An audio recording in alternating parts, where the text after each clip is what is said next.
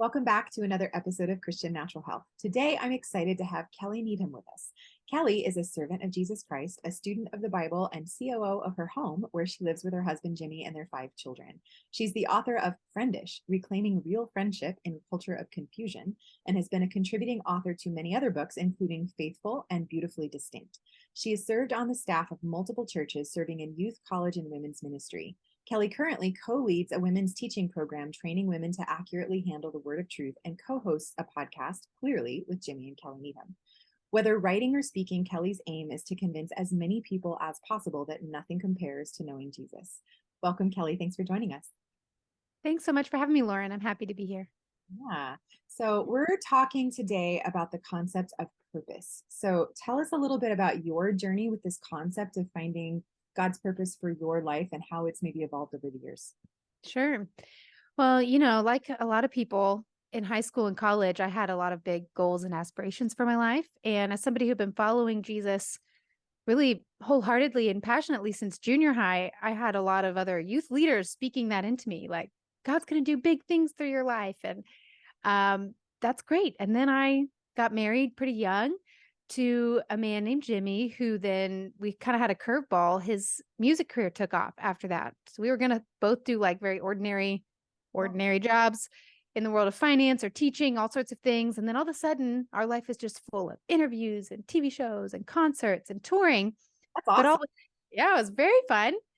But I was very much the behind the scenes role of that whole new world. So with my finance degree, I very naturally fell into the role of management. I oversaw our merchandise. I did the tour planning and travel and all of that. So here, me with the big dreams in my heart and like a sense of, calling on my life. I'm just in the behind the scenes world. I feel like just a tag along to this whole ministry that seems important. Every night people are telling me how my husband's music has changed their life. And I'm like, that's great. Yeah. What about this t-shirt that you just bought that's really nicely folded and has no wrinkles in it? Like, Sure. is that doing anything for you? Really in that space that I think just by comparison that I was just in that world, I began to really question, what does it mean to have a purposeful life? Is this my purpose? Am I like in a waiting season? Is this like a holding cell for like when I get to do the cool things later? And I really began to wrestle with this idea then and fight for what truths can I hold on to help me in this season? Yeah, absolutely. And so what truths did you come to that helped you? Yeah. Well, the biggest one is probably this. Through the ups and downs of all of that, being stripped of work that felt meaningful, right? I'm doing doesn't seem important work. I began to continue to meet with God in his word and talk to him in prayer and realize he was still there with me. And a question kind of bubbled up in my heart that I feel like God has asked me many times, but it just came up in that season and felt like he was just looking at me, asking the question, hey, am I still enough for you? Am I still enough for you? Even when you don't have the types of verbs that you want to do in your life right now, I was like, wow, you are still enough. That's really why I'm in this whole thing. That's what Jesus came to do, is remove all the barriers for us to get to God. It wasn't so that we could do great things for God. It was so that we could know God. That really is the thing. That is what it's about. So it was interesting to realize when all my preferred verbs are stripped away, I still have the thing I was made for. And so what bubbled up in that season was this truth. My purpose is not something that I do. My purpose is a person. And he's with me all the time. My purpose isn't tied to things that I do or don't do. It's tied to a noun. And so as long as I'm breathing and I get to know him, my life is full of immense purpose.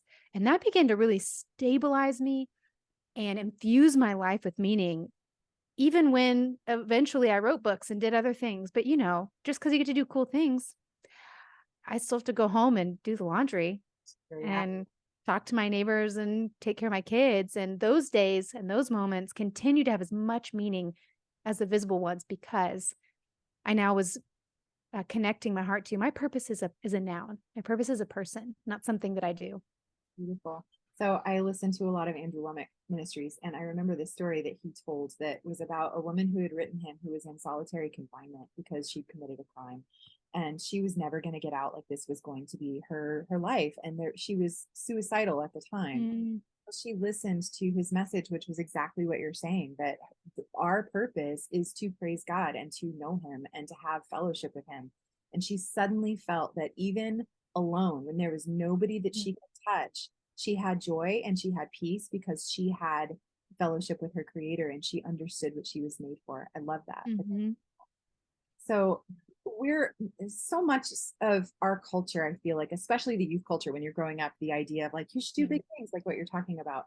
What do we do with that feeling? So there's this piece of we're enough and God is enough and the relationship is enough, but then what? Is there Right. still like, okay, but what am I supposed to do next? Should I just like exist and praise God and not work? Or like, I mean, where do you, Right. yeah, Absolutely. I think, the following questions that come from that is, what do I do with my longings to do great things? exactly. And there's 4 really particular longings I address in this new book that I just released that I think are human longings. I think they're good. The desire to be great, the desire to be seen, the desire to make an impact, like that your life would make a difference, and then the desire to have something unique to do, that I want something that's unique to me to do. And I think all of those longings are good. I actually don't think that they're wrong. I think that they're just misplaced. For a lot of us, we're trying to answer all of those questions, meet all those longings with us at the center of the equation. I need to do great things. I need to be seen. My effort and mine alone needs to make an impact. And I need to figure out my unique thing that I was made to do. And I'm going to go do all that. And it keeps us in this protagonist role, this central figure role. And it puts a lot of pressure on us, which is why I think we have a hard time resting. It's why we have a hard time taking time off of our work, because we're so starved for meaning and significance that we put ourselves into work mode because we've got to achieve it.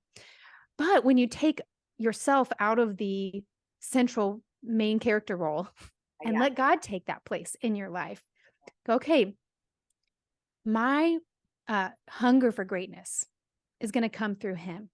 What does that look like? How do I attach this meaning, this desire to be great or to be seen to a person?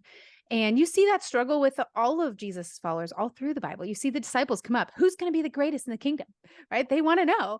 It's an age-old desire. And Jesus doesn't rebuke them. He does not look at them and say, stop trying to be great. That's the wrong way. Instead, he says, I want true greatness for you. And in one moment, when they ask this question, Jesus picks up a child and says, this is what it means to be great. And I think what he's getting at is that children, by their very nature, are recipients. They receive everything, right? They have food because someone else buys it for them and gives it to them and prepares it for them. They have somewhere to sleep because someone else made space for that. And they're happy with it. They're like, great, I'll be a recipient in the relationship. And I think true greatness comes when we're able to take up that role ourselves and go, you know what? God is the contributor in the world. Jesus said, apart from me, you can do nothing.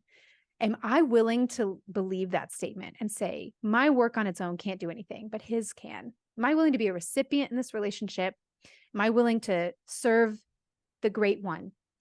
And as I do, I'll actually tap into true greatness, but it's going to come through someone else. Ultimately, that greatness is going to be something shared with me, not something I possess within myself.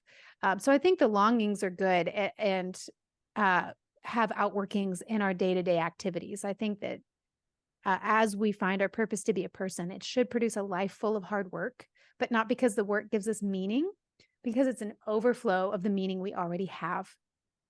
Totally. So it sounds like you're talking about kind of shifting the starting place, but once you have that place of fellowship with the Father and sufficiency in him, what do we do with, God's placed dreams and desires in us, as you keep kind of alluding to. Yeah. So where do we go from there? Like, once we get to this place of feeling like we are enough and it is enough, but he also has good works set aside for us in advance. How do we kind of get from point A to point B at that point? Right. Well, I think it comes back to what is driving my activity. What is the main goal? Is the main goal my dream or my passion, or is it Jesus? And I don't think that means we squash the dream or the passion. I think God is not, he's not out to just be mean to us. I go, let me give you a passion for this thing so that I can continually squash it and make you Right. just in a miserable space. But if we read our Bible, we know that there are a lot of people that follow him that are dying to all sorts of preferences along the way, and ultimately so that more fruitfulness will come from their lives. We know that there's cost baked into following Jesus. He said so himself. But if my dream or my passion is what I live for, it is like I get up in the morning because of this passion, then that's always going to control us. It's always going to be our Lord. It's going to essentially become a type of idol. Even something as good as ministry, as something as good as doing great things for God in the world, that actually I think can take God's place, that you actually like doing things for God more than you like God himself. And that's really dangerous and subtle. But if we wake up and go, I live for Jesus, then we're actually able to do the very basic command of the Christian life where he says, follow me. And I think that's what those verses, like in Ephesians 2:10, there's good work set before us, or Hebrews 12 says that there's a race to run, but it says it's the race set before us to run. It's not the race we necessarily curate, that God is going before us, preparing good works for us to do. And our only real command is not to figure out how to live our dream, how to achieve our purpose. It's just follow me. Will you wake up in the morning and follow me and do the good works I set before you? And which, like, for me today is to enjoy this conversation with you. And I've prayed and asked God to help my words be as clear and helpful as possible. But then the rest of my day is also going to include caring for a sick child. I have a sick kiddo downstairs. It's like, that's just as much of a good work set before me. It requires a different set of skills and maybe a different set of things I don't like as much. And I think it's okay to admit that. These are not my favorite verbs, God. But you set them before me to do today. Would you help me to do this? And that all comes from, am I following a person or am I following a passion? And I think if we follow a passion, it's going to ultimately enslave us to our work and actually blind our eyes from some of the good works that God is actually setting in front of us, because we don't perceive them to be the ones that we really want to do or feel called to do. And so we feel closed off to them. So there is a lot of good work in front of us, but I think God does more of that setting in front of us than we think. It's less about our strategy and more about his great strategy for our lives. So what was popping into my head, a couple of things as you were talking about. One of them was the verse that says, whatever you do, do right. it all unto the glory of God, no matter what it is, even if it's something mundane and tiny. That's right. I just finished this book called The Gap in the Gain. It's a great story about, it's a self-help book, but the concept is that a lot of, especially the high achieving types, the entrepreneurs, they have a tendency to look only at how far they've fallen short from their goal as to how far they've actually come. And it is written by a Christian, like he alludes to that a number of times. So it's not overtly a Christian book, but it's an interesting concept. And a lot of the patients that I see in my practice that are overachievers, they have a tendency to fall into adrenal fatigue, which is where suddenly they just don't have the energy to go get through their day because they're trying to do it all in their own strength. That's right. What you're describing is just this place of peace and rest and recognition that we're connected to an infinite power source and we don't have to do it all ourselves.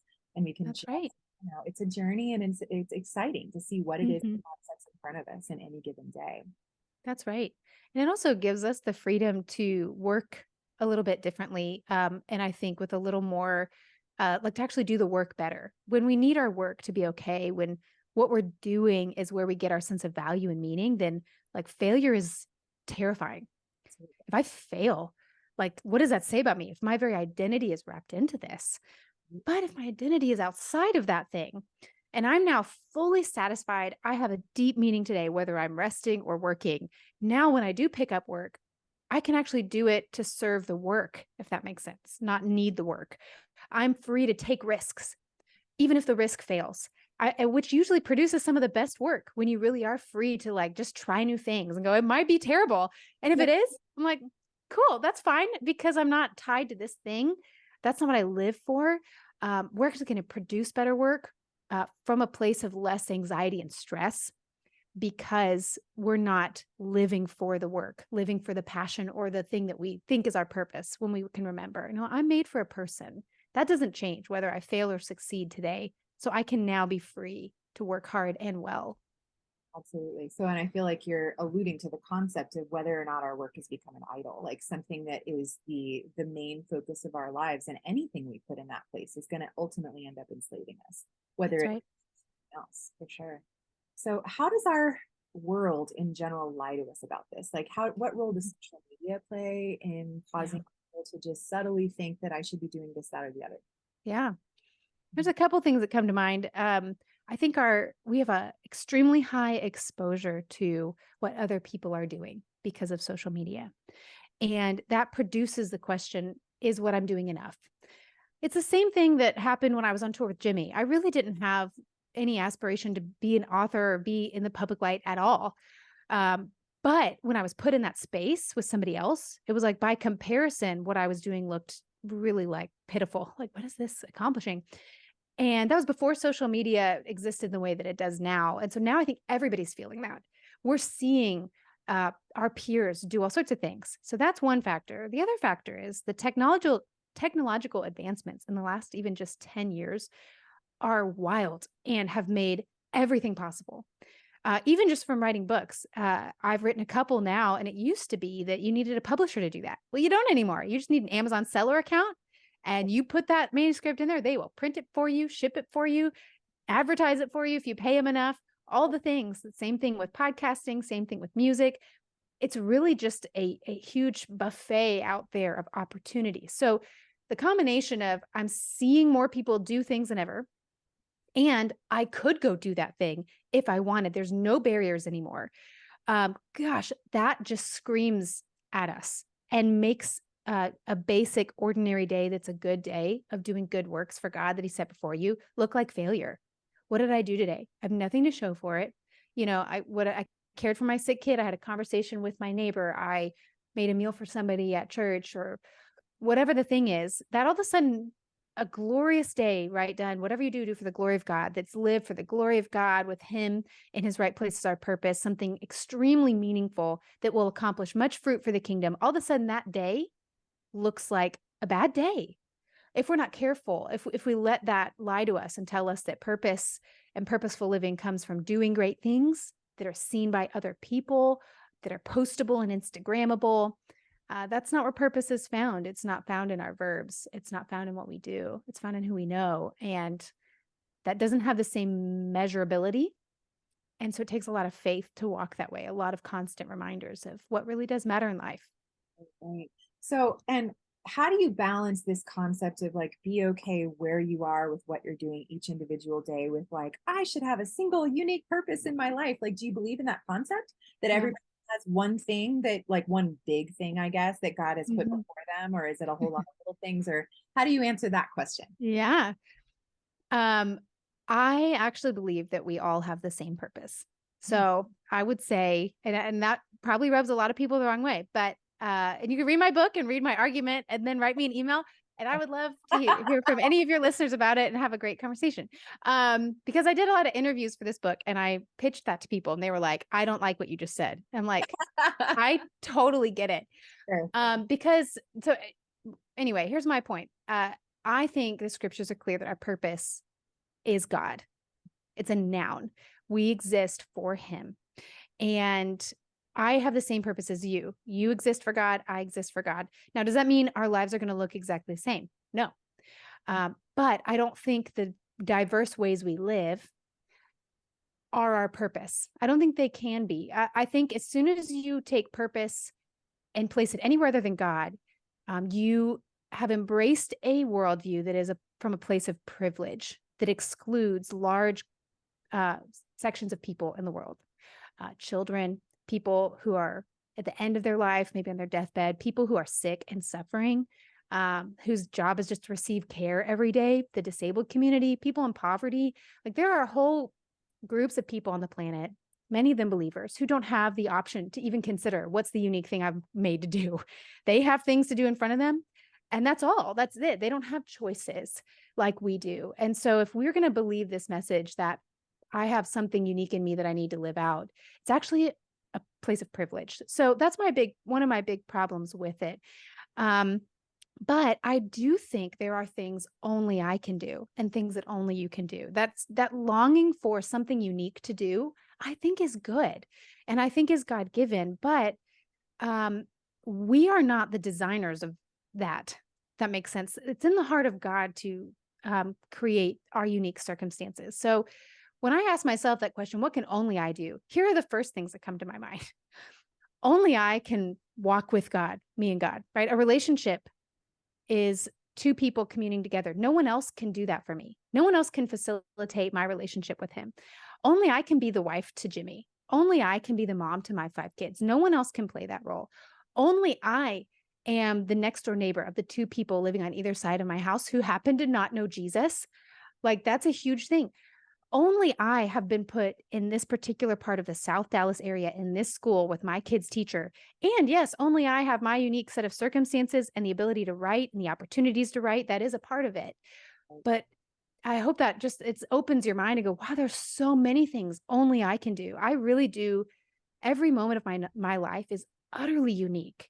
And that means I need to show up to each moment of my life with a real sense of gravity. Like, only I am in this conversation with the cashier at the grocery store right now, who happened to share this detail that her child's in the hospital. What does God have right now? But behind all that is a God orchestrating great plans for his people, through his people. It's not actually in me that I have to look inside myself and figure out what's the unique thing I was made to do. I do think all of us have unique contributions to make to the world. I just don't see any command in scripture that we need to go figure that out. Yeah, well, absolutely. It's really interesting the way you describe that, because as you're talking, I'm thinking like most of us, when we ask the question of what is my purpose, we're zooming out. We're trying to see the whole forest and we're saying, That's what right. big thing are we supposed to do? And you're zooming in and you're saying, Mhm. what's the tree that is right in front of me that I'm walking past that I should be focusing on? And it's Mhm. just like that relational journey, that day-to-day kind of a thing. That's great. Yeah, The other thing I really liked about what you just said about the concept of it is a place of privilege to be able to ask that kind of a question. When I study the Middle Ages, boy, those people, like oof, all they could really do is, I mean, and that's true for today too, but especially, right. way back when people were basically just spending all of their time and energy just trying to meet their basic needs and not die. I mean, that That's right. it. And this idea of as we get further and further along in terms of technology that buys us more freedom, it That's almost right. sense of paralysis, because when you have too Yes, many options, how do you know which one to choose? It can be really overwhelming if you think of it that way, of like anything is possible, therefore where do I even start? So that's right. And none of us want to waste our lives. We want our lives to count. And we also are trying to immediately see the end of the story right now. It's like the people in our Bible that we study, we're given the privilege of looking at their lives and seeing how it mattered, but they didn't even know that. I think about the midwives in the beginning of the book of Exodus who are, they're told to kill the baby boys and they don't do it. But Moses doesn't come back to set the people free for 80 more years after that. I mean, for all they know, nothing changed. But what we know is God used their activity so that Moses would survive and so that the scene was set for a huge part of redemptive history. And of course, they got the end of the story eventually, probably when they're with God in heaven. And we may not get the end of our story. And we have to be okay with that. I think we want the instant gratification of seeing all the ways our life matters right now. But Jesus is constantly in the New Testament looking at his followers and giving them, like you said, a very zoomed in focus. Pray for daily bread. Don't ask for monthly provision, just today, right? And follow me, not figure out what to do with your life. Peter, when you leave your net, here's the 10-year plan of what you're going to do next. He just looks at, just stay with me. I mean, and that's really the command, that you see at the end of Jesus's life as he's getting ready to go to the cross in John 15. He looks at his followers and said, apart from me, you can do nothing. So stay with me, abide with me, and fruit will come. It's a promise. So as long as we tether ourselves to the person of Christ and we stay close to him, the promise is you will be fruitful. Your life will make an impact. It will be effective. It will produce fruit. You don't actually have to try to make it happen. You just plug into him, stay close. And even on days off, in some way that we don't understand, your life is making an impact because you've plugged into the impact maker. And you'll see at the end of the day, at the end of your life, you'll be able to see that. And maybe you'll get little glimpses here and now of how it makes a difference.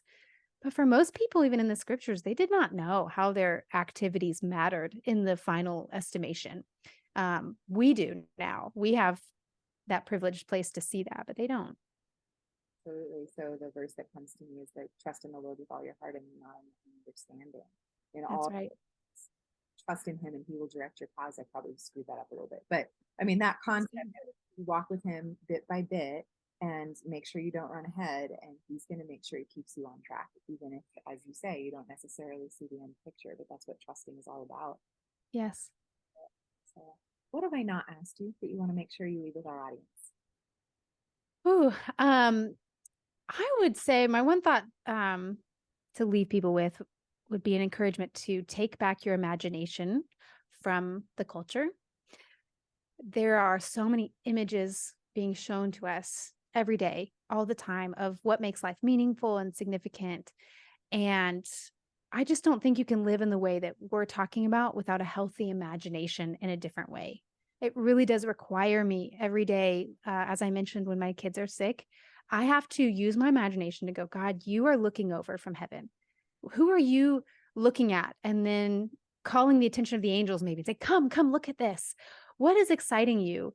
I know that faith excites you. God, help me to walk by faith in this moment. And remember, I have an audience. It might not be my Instagram audience or some podcast audience, but I have a better audience, and it does matter. And I really have to steward my mind and my imagination to live in the ways that we've been talking about. And that does take some effort to kind of like take off some things and go, I'm going to not take that as what is meaningful. And Lord, how can I retake my imagination with you and your kingdom in mind and live that way? Because this is a life where, the New Testament says we walk by faith, not sight. And that requires a healthy imagination to do that well. So that would be kind of my parting encouragement. Where can people go to learn more about you? Yeah, you can go to jimmyandkelly.com. That's where my husband and I share a website, our podcast, and books, and all sorts of other things are on there where you can follow us individually. So you could head over there and find a lot of resources related to some of these things we've talked about. And thanks so much, Kelly. This has been very encouraging. Appreciate it. Thanks, Lauren, so much for having me. Are you looking for a holistically minded healthcare practitioner who truly treats root cause rather than symptom suppression? Unfortunately, even in the alternative healing professions, this isn't a given. That's why I've created wholehealthdoctor.com, a resource to help connect patients to healthcare practitioners in their area who share a root cause philosophy. Alternatively, most of the practitioners listed also practice telehealth. So if there isn't anyone local to you, you can still find a great practitioner to help you regain optimal health. Go to wholehealthdoctor.com. That's wholehealthdr.com. Type in your location or just the specialty that you're looking for and find the practitioner who's right for you.